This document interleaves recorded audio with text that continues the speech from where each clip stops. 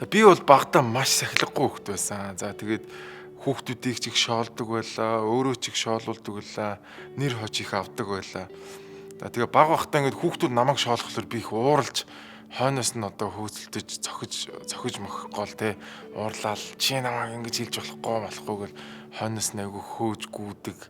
За тэгээд тэрэндээ бас их ууралдаг тийм хүүхэд байсан. Тэгээ нэг удаа яг нэг хүүхэд намайг юу гэд хэллээд нэг юм хэлсэн чи би нөгөөдгний ч араас зохихгүй амар урцдаг гүйждэг хөхгүй.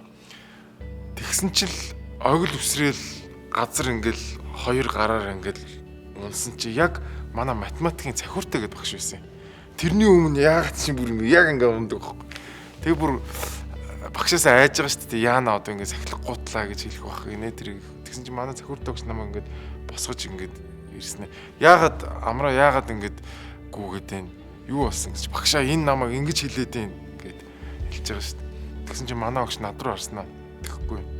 Үгүй амраа наад хүүхдүүд чинь чамайг ингэж уурлуулах гэж л ингэж хэлж байгаа шүү дээ. Хэрвээ чи уурлахгүй байх юм бол наад хүмүүс чи хэлж байгаа л залхаал тэгэл яваад гэд хэлсэн бохгүй. Тэгээд яагаад чи тэр үг яг тухайн үед бүр надад бүр ингээд нэрээ тийштэй гэж боддог. Би ч тухайн үед нэг жоохон нэг 12 3 тал хүүхэд байсан баг.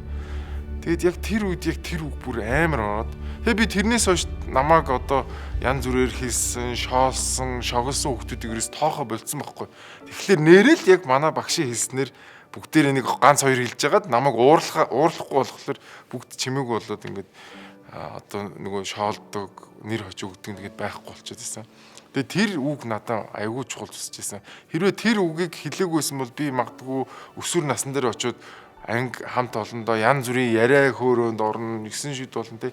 Тэр болгон дээр тоогоод, тэр болгон дээр имзэглээд яваад исэн бол магадгүй би тэр үеэ бас одоо тэгж одоо амар амгалан тайван өнгөрөөхгүйсэн байж магадгүй гэж боддtiin. Тэгээд одоо ч гэсэн яг би тэр үг одоо ч гэсэн минь надад одоо байнга дотор минь байдаг.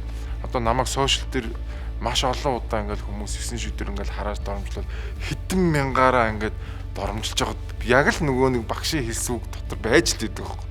Зарим хүмүүс чинь ингээд сошиал дээр одоо ингээл янз бүрээр хэлүүлгээсээ айгаад эсвэл сэтгэл санаагаар унаал те ажил амьдралд нь нөлөөлдөг бол минийх төрөөс нь нөлөөлдөг.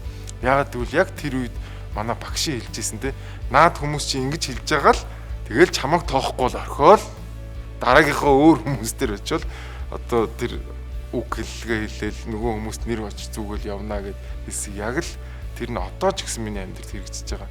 Тэгэхээр ер нь ингээд яг багшийн эцэг эхийн тэр хүүхдтэй ярьсан ганцхан үг ч гэсэн айгүй том чухал нөлөө үзүүлдэг юм байна. Тэгээд тэр нь насан туршид зөвхөн хүүхэд насанд ч биш те.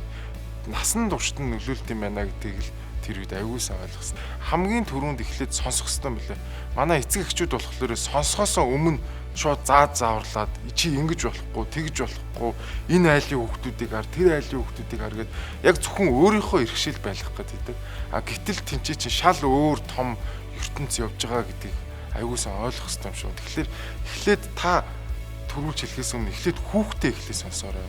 Хүүхдээ сонсох юм бол та ядчил хоёр талын мэдээлэлтэй болно те. Тэгэхгүй хүүхдээ сонсохгүй ингээд загнаад тахлаар хүүхд чинь танд сүултээ ярихаач болно.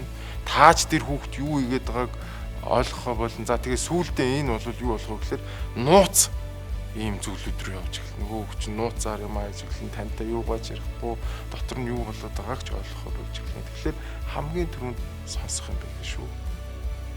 Хүүхдүүдэд ойлгоход танд нэг хором, нэг яриа, нэг асуулт байхад л хангалттай шүү.